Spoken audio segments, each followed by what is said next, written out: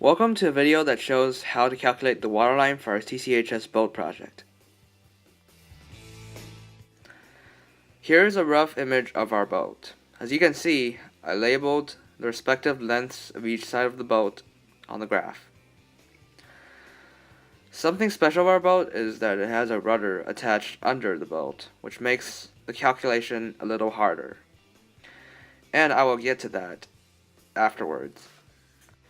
Okay, so our rudder is composed of three pairs of congruent triangles. And as you can see, we have all the measurements over here, and then I also did a short calculation of the volume of the rudder. Before we calculate the waterline, we should first do a force analysis of the boat. So in order for the boat to stay in a constant position on the water, it has two forces that are involved.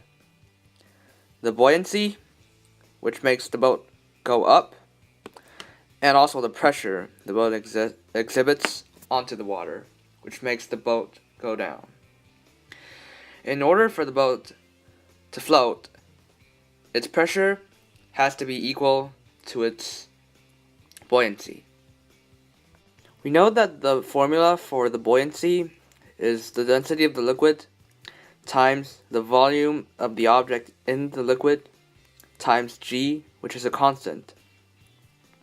We also know that the pressure the object exhibits is equal to the mass of the object times G, which is the same constant that we use to calculate the buoyancy. Because FB equals FP, we get that the density of the liquid times the volume times G equals the mass times G. And then we can cross the G out.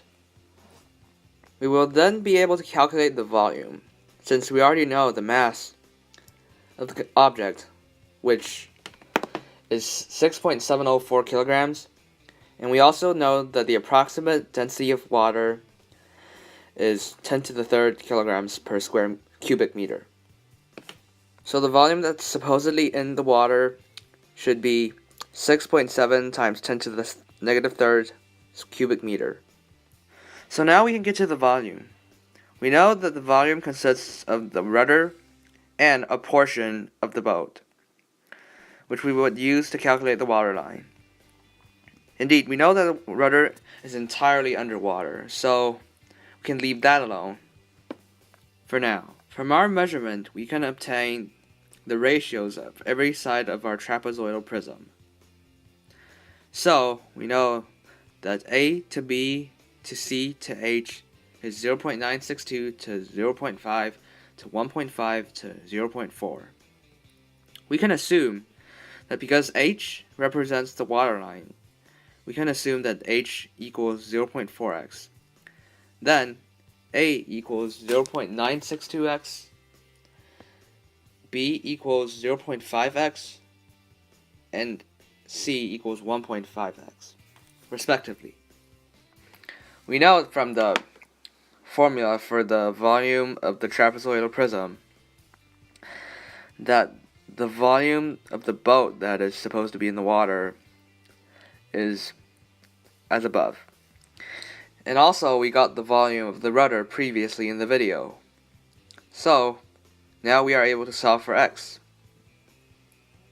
And we solved x, and we got x as 0.21.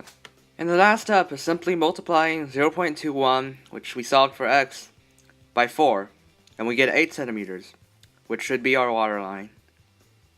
However, in reality, our waterline might be smaller than 8 centimeters due to excess volume in the boat that we did not calculate due to the duct tapes, as well as the air bubbles stuck in the tapes inside the boat. Thank you for watching our video, and I hope you learned something from it.